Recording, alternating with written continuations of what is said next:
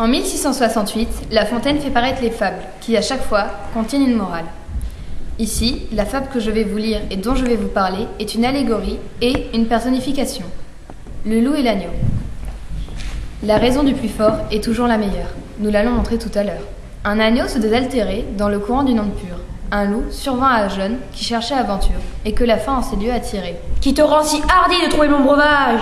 Dit cet animal plein de rage. Tu seras châtié de ta témérité. Sire, Répond l'agneau. que votre majesté ne se mette pas en colère, mais plutôt qu'elle considère que je me vas désaltérant dans le courant, que je ne devins pas au-dessus d'elle, et que par conséquent, en aucune façon, je ne puis troubler sa boisson.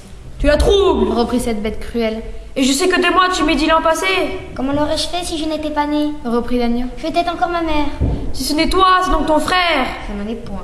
C'est donc quelqu'un des tiens. Car vous ne m'épargnez guère, vous, vos bergers, vos chiens. On me l'a dit, il faut que je me venge. Là-dessus, au fond des forêts, le loup l'emporte et puis le mange, sans autre forme de procès.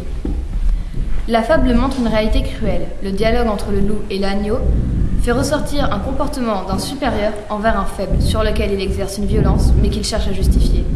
La fable est une parodie de procès, où le rôle de coupable et de victime sont inversés. La morale de la fable dénonce que ce sont les plus forts qui ont raison.